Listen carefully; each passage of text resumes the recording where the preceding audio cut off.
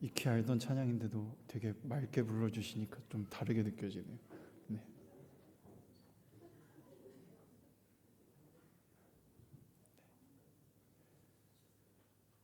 오늘 우리가 함께 읽은 말씀은요, 하나님 나라에 대한 얘기입니다. 마지막 때에 대한 묵시나 비유인 동시에 하나님이 다스리는 나라, 현재에도 얼마든지 가능할 수도 있는 나라에 대한 가능성에 대한 얘기이기도 합니다. 도대체 하나님 나라란 무엇인가를 설명하시면서 새 하늘과 새 땅을 창조하시고 이전 것은 기억되거나 마음에 생각나지 아니할 것이다 라고 말씀하고 있습니다. 그러면서 너희는 내가 창조하는 것으로 말미암아 영원히 기뻐하며 즐거워할지니라. 보라, 내가 예루살렘을 즐거운 성으로 창조하며 그 백성을 기쁨으로 삼고 예루살렘을 즐거워하고 나의 백성을 기뻐하리니 우는 소리와 부르짖는 소리가 그 가운데에서 다시는 들리지 아니할 것이며. 첫 번째죠. 하나님께서 만드시는, 하나님이 다스리는 그 나라, 새로운 하늘과 새 땅으로 되어 있는 그 새로운 예루살렘은 우는 소리와 부르짖는 소리가 없고 하나님께서 기뻐하시고 하나님을 기뻐하는 기쁨이 가득한 성이라는 겁니다. 기쁨이 가득한 나라라는 거예요. 그래서 이전 것이라고 말했던 게 무엇인지 어렴풋이 알 수 있게 되었죠. 이전 것은 뭔지 모르지만 힘들고 부르짖고 괴롭고 아팠다는 걸 알 수 있어요. 그리고 나서 쭉 읽어가면 거기는 날수가 많지 못하여 죽는 어린이와 수완이 차지 못한 노인이 다시는 없을 것이라. 곧 100세에 죽는 자를 젊은이라 하겠고 100세가 못되어 죽는 자는 저주받은 자이리라 라고 말하고 있죠. 수명이 길어진다라는 얘기로 들어도 되지만, 그것도 참 감사한 일이지만, 여기에 보면 핵심 포인트가 수완이 차지 못한 노인, 날수가 많지 못하여 죽는 어린이가 포인트입니다. 즉, 그 전에 하나님이 다스리는 나라가 오기 전에는 날수가 많지 못하여 죽는 어린이가 있었고 수완이 다 차지 못했는데 아직 수명이 다 되지 않았는데 죽는 노인들이 있었다는 거죠. 그럼 도대체 왜 그렇게 죽었을까를 생각을 해보자면요, 그들이 가옥을 건축하고 그 안에 살겠고 포도나무를 심고 열매를 먹을 것이며 그들이 건축한 데에 타인이 살지 아니할 것이며 그들이 심은 것을 타인이 먹지 아니하리니 이는 내 백성의 수완이 나무의 수완과 같겠고 내가 택한 자가 그 손으로 일한 것을 길이 누릴 것이며 그들의 수고가 헛되지 않겠고 그들의 생산한 것이 재난을 당하지 않으리니 그들은 여호와의 복된 자손이요 그들의 후손도 그들과 같을 것입니다. 하나님 나라가 오면 이렇게 된다는 얘기지만 동시에 지금 없는 걸 말하고 있는 거죠. 내가 지은 집에 내가 살지 못하고 내가 농사 지은 걸 내가 먹지 못하는 현실이 있는 겁니다. 돌봄받아야 되는데 돌봄받지 못하고 내가 열심히 수고했는데 그 수고는 남이 다 가져가고 나에겐 아무것도 남아있지 않아요. 그러니까 돌봐야 될 어린아이를 돌보지 못하고 챙겨줘야 되는 노인을 챙기지 못하는 일이 발생하고 그들이 괴로움에 아픔에 일찍 수명을 다하는 일이 벌어지는 겁니다. 일찍 죽는 일이 벌어지고 있었던 거예요. 뭔가 할 수는 없지만 괴로운 일들이 계속되고 있고 그 괴로운 일들을 하나님께서 다 해결해 주시겠다고 하나님 나라가 이루면 그 모든 것을 다 뒤집어 엎어주겠다고 말씀하고 계시는 거거든요. 그리고 그런 행복과 기쁨, 만족이 후대에까지 대대로 이어질 거라고 말씀하고 계시는 거죠. 즉, 지금 현재는 미래를 기약하기조차 어렵고 힘들고 착취당하고 억압당하고 있다는 걸 우리가 알 수 있는 겁니다. 그 속에서 하나님께서 말씀하십니다. 그들이 부르기 전에 내가 응답하겠고 그들이 말을 마치기 전에 내가 들을 것이며 이리와 어린 양이 함께 먹을 것이며 사자가 소처럼 짚을 먹을 것이며 뱀은 흙을 양식으로 삼을 것이니 나의 성산에서는 해함도 없겠고 상함도 없으리라. 여호와의 말씀이니라. 부르기 전에 응답하시겠답니다. 그들이 말을 마치기 전에 들어주시겠답니다. 지금 이스라엘 백성은요, 나라를 잃고 굉장히 오랜 세월 괴로워하고 있습니다. 괴로워하고 있는 중에 아무리 부르짖어도 응답하지 않는 하나님 앞에서 괴로워하고 힘들어하고 억압당하고 착취당하고 빼앗기고 지켜왔던 모든 것이 파토가 났어요. 삶은 바뀌었고 괴로움이 너무 오래되어 이제 무엇이 괴로운지조차 알기가 힘들고 앞으로 어떻게 해야 될지는 막막한 상황입니다. 그들의 원망, 왜 우리의 기도를 들어주시지 않습니까? 여호와여 응답하여 주십시오. 어디 계십니까? 라고 외치던 그들에게 말씀하시는 겁니다. 부르짖기 전에 들을게. 너희가 말을 하기도 전에 내가 응답해 줄게. 내가 너희 마음 다 알아. 그리고 그 기도를 들으면 그 결과로 한 절로 요약해서 이리와 어린 양이 함께 먹고 사자가 소처럼 짚을 먹고 뱀이 흙을 양식으로 삼는다. 그러면서 그걸 정리하기를 해함도 없고 상함도 없는 세상, 하나님의 산, 하나님의 성을 말씀하고 계시는 거죠. 제가 아까 처음에 이렇게 말씀드렸습니다. 언젠가 올 하나님 나라에 대한 비유이자 묵시이며 동시에 혹 지금도 가능할지 모르는 하나님께서 통치하는 나라에 대한 이야기라고요.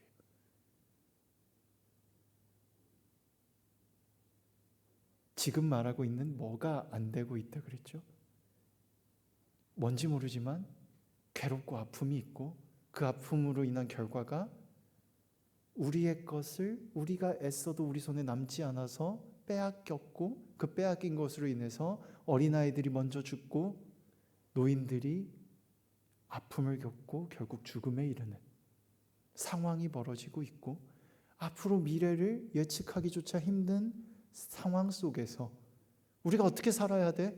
우리가 미래가 이어질 수 있어? 하나님은 어디 계신 거야? 라는 상황 속에서 하나님께서 함께 해주시겠다고 부르짖음을 듣겠노라고 부르짖기도 전에 듣겠노라고 너희가 아파하기도 전에 귀 기울이겠노라고 말씀해주고 계신 거죠.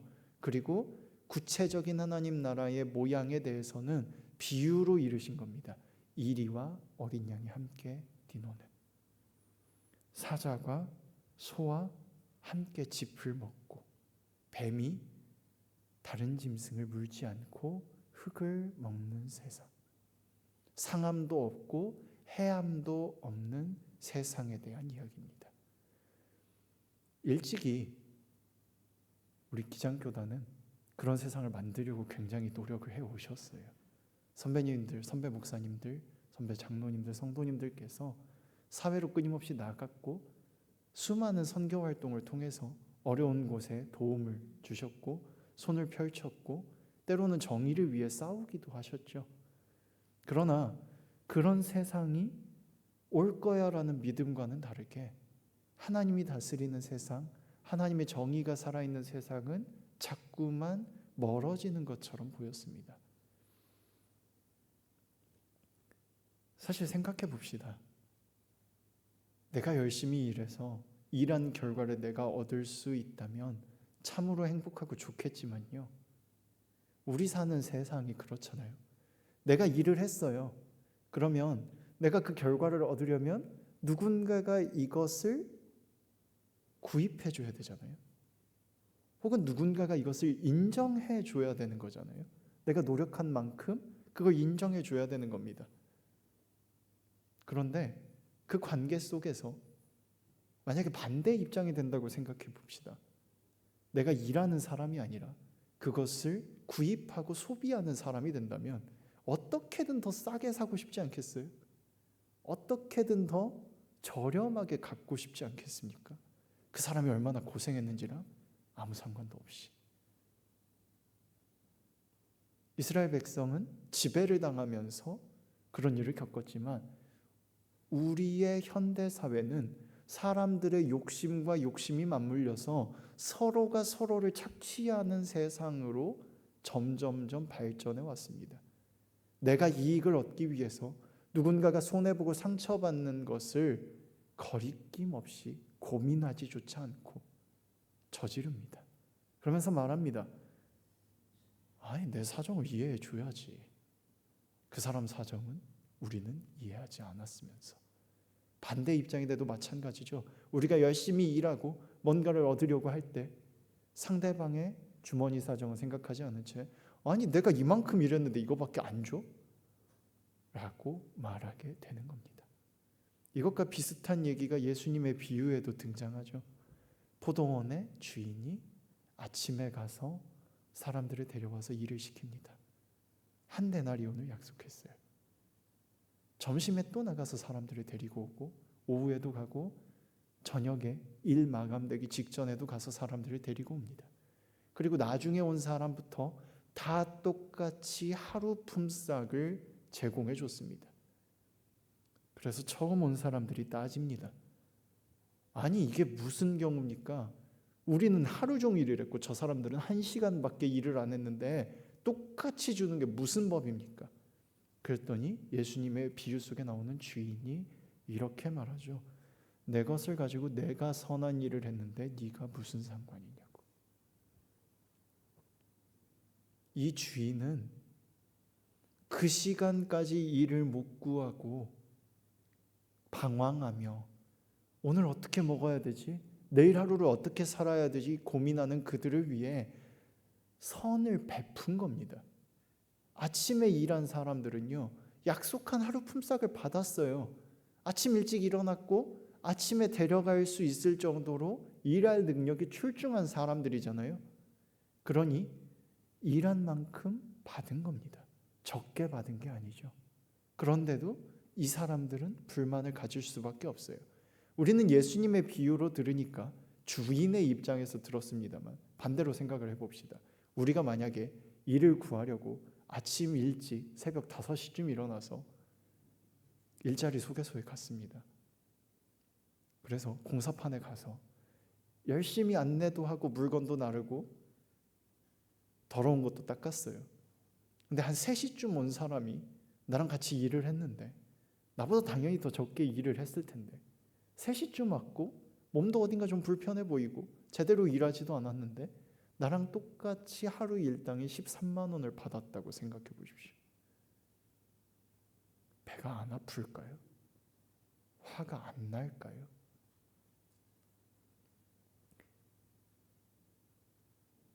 이리와 어린 양이 함께 먹는다는 것은요, 힘을 가진 자가 이리가 양을 안 잡아 먹어야만 가능한 일입니다.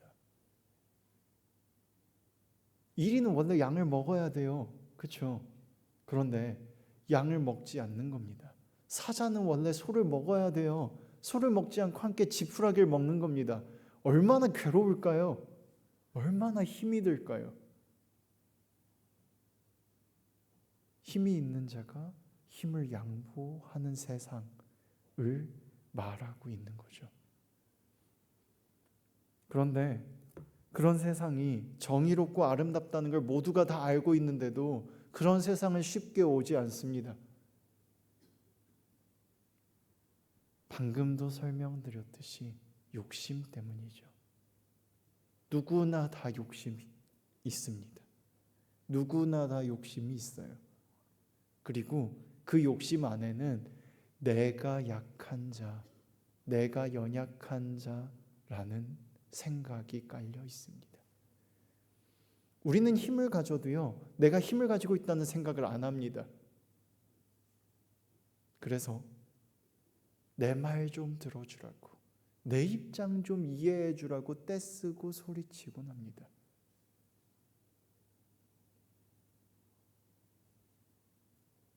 후배나 동기, 부교육자들이 가끔 이렇게 연락을 하고 얘기를 하다 보면 그런 말을 합니다. 아, 교사들 때문에 진짜 힘들다고. 이렇게 하자고 다 얘기를 해놨더니 갑자기 시작 직전에 뒤집었다고. 왜 그렇게 하시냐고 나한테. 목사님, 전도사님 왜 그렇게 하셔요라고 따졌다고. 미쳐버릴 것 같다고. 그럼 나는 어떻게 목사님에게 말을 해야 되느냐고 막 이렇게 말을 하거든요. 그럼 그거 어떻게 했어요? 라고 물어보거나, 그럼 어떻게 했는데? 라고 물어보면 대부분은 이렇게 말합니다. 젊은 혈기가 있으니까. 아직 그렇잖아요. 제가 아직 30대 중반이거든요. 젊은 혈기가 있으니까 이렇게 말하는 경우가 대부분이에요. 선생님, 그건 아니고요. 그렇게 하면 우리가 약속한 거랑 다르잖아요. 이제 한 주밖에 안 남았는데 어떻게 그렇게 합니까? 그냥 제가 정한 대로 갑시다. 이렇게 말을 한답니다. 그리고 가끔 몇몇이 이렇게 묻는다고 해요. 그러면 어떻게 하면 좋을 것 같습니까? 시간이 얼마 안 남았는데 혹시 더 좋은 의견이 있으시면 그 좋은 의견을 주시면 함께 그쪽으로 갈 수 있도록 고민해 보겠습니다. 라고. 그리고 또 굉장히 드문 경우인데 한 10명 연락하면 1명 정도 이렇게 말했다고 해요. 감사합니다. 근데 제가 부족해서 이번에는 미리 정한 대로 가야 될 것 같습니다. 다음에는 이번에 말씀해 주신 걸 가지고 조금 더 고민해 보겠습니다.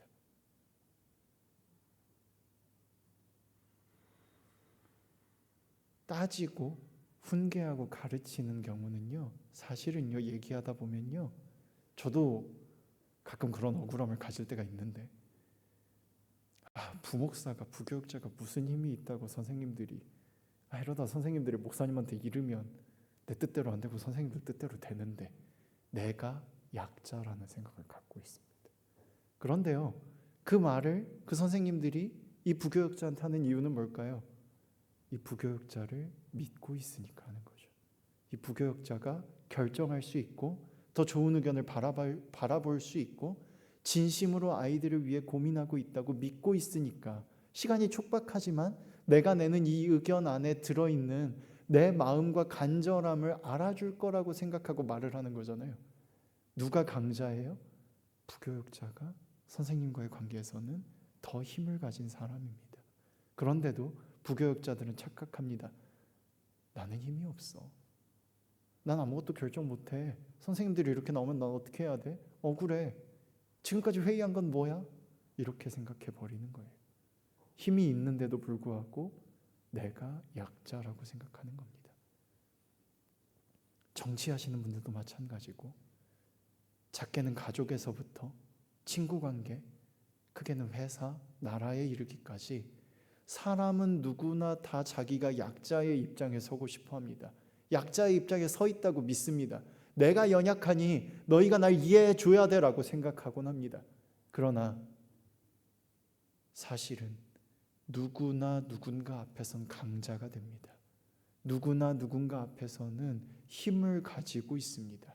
힘을 포기한다는 건요, 내가 지금 옳다는 확신을 내려놓는 일입니다. 불편함을 감수하는 일입니다. 이리가 양을 잡아먹지 않고 참고 사자가 소와 함께 풀을 뜯는 것, 그게 바로 욕심을 포기하고 강자가 약자를 배려하는 일인 거죠. 간혹 그런 노력을 하시는 분들이 있습니다만, 그러면 모든 게 해결될까요? 하나님의 정의가 살아날까요? 아니요. 두 번째 조건이 필요하죠. 어제까지 나를 잡아먹던 저 이리가, 어제까지 나를 잡아먹기 위해 쫓아왔던 저 사자가 나를 잡아먹지 않을 거라고 믿어야 되는 겁니다. 이건 더 어려워요. 예를 한번 들어볼까요? 지금은 돌아가셨지만 죽었다고 해야 될까요? 전두환 전 대통령이 만약에, 그러지 않았으니까 하는 말입니다만, 만약에 본인이 곧 죽을 거 알고 죽고 나서 지옥에 가게 될 걸 알았어요. 그래서 전라도에 와가지고 사람들을 불러보고 광장에서 공식적으로 사과를 했다고 생각을 해봅시다. 여러분 정말 죄송합니다. 제가 죽을 죄를 지었습니다라고.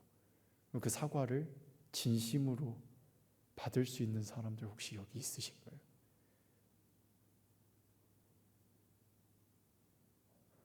몇십 년 동안 아니라고 말했던 사람이, 손가락질하고 나쁘게만 말했던 그 사람이 어느 날 갑자기 180도 바뀌어서 사과하고 용서를 구하고 함께 하자고 말하는 겁니다. 좀 극단적인 예였습니다만, 가족으로 가면 가부장적이었던 아버지가 갑자기 태도를 바꿔서 얘기 좀 해볼래? 내가 그동안 잘못한 것 같아 라고 말하면, 아이들에게, 아내에게, 여보 내가 잘못했어, 그동안 내가 너무 고집부렸지, 앞으로 당신 말 좀 잘 들을게 라고 말하면 받아들이실 분 있으세요? 대부분 이 생각부터 하지 않을까요? 얼마나 가나 한번 봅시다. 그래요, 갔다 왔으니까 그렇게 말하나 보지, 그치? 이렇게 생각하실 분들이 대부분일 것 같아요. 저도 마찬가지고, 우리는 누구나 연약한 자의 입장에 있을 때 나를 괴롭히고 괴롭혀왔던 그 사람을 용서하기가 힘들어요. 그 사람이 태도를 바꾸고 진짜 바뀌었다고 할지라도 그걸 믿는 것이 너무 어렵습니다. 그래서 하나님 나라는 이 땅에 이루어지기가 너무나도 힘듭니다.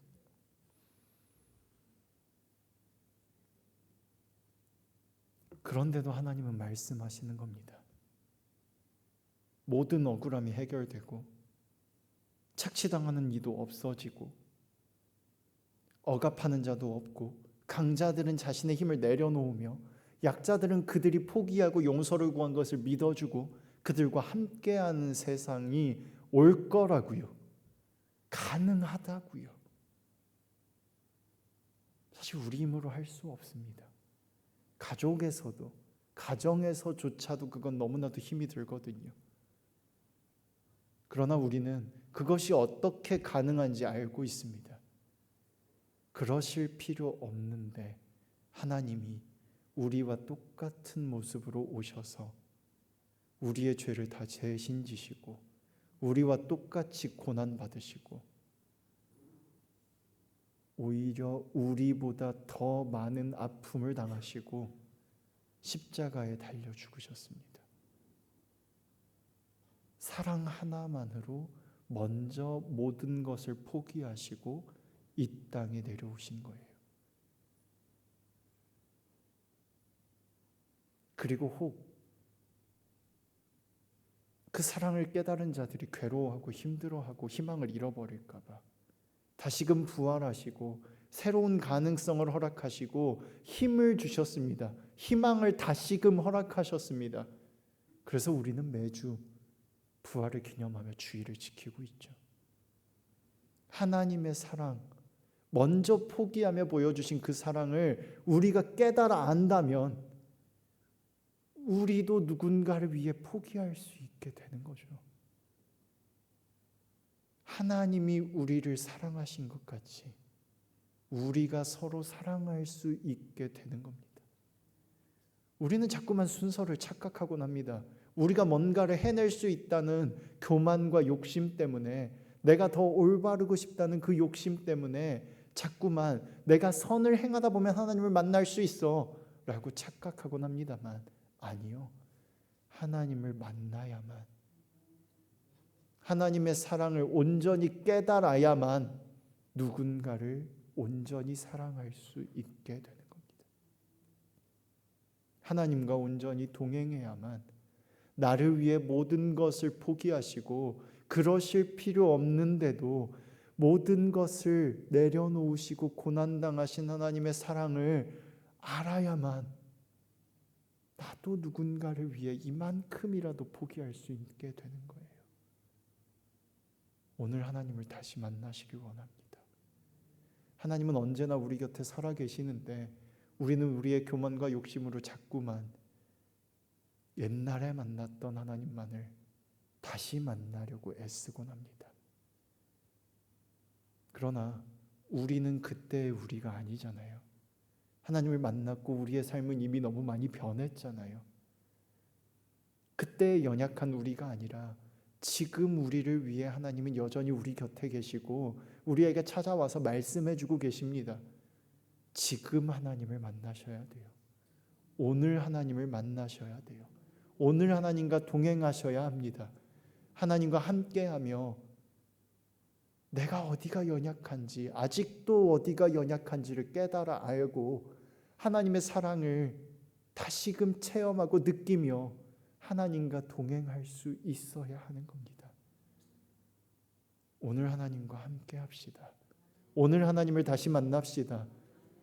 하나님을 알고 하나님의 사랑을 본받아서 하나님 나라가 이곳에서부터 시작될 수 있기를 소망합니다.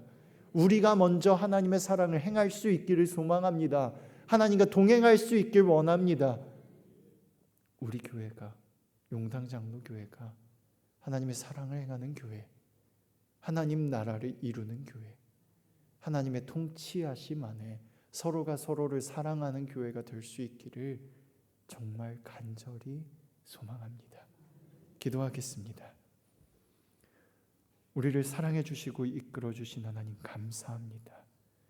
우리의 연약함을 아시고 괴로움을 알고 계셔서 우리에게 다가와 주셨습니다. 내가 너희와 함께 하겠노라고, 내가 너희를 사랑하니 그 사랑으로 너희도 서로 사랑하라고 말씀해 주셨습니다. 모든 괴로움과 아픔에 귀를 기울이겠다고 부르짖기도 전에 응답하겠노라고, 말하기도 전에 귀 기울이겠노라고 말씀해 주셨습니다. 이제 주님을 더욱 믿고 의지합니다. 주님을 다시 만나기 원합니다. 주님, 함께하여 주시옵소서. 함께하여 주시옵소서. 하나님 나라 사역에 동참할 수 있도록 주님, 오늘 우리를 만나 주시고 위로해 주시고 세워 주시옵소서. 사랑하는 예수님 이름으로 기도합니다. 아멘.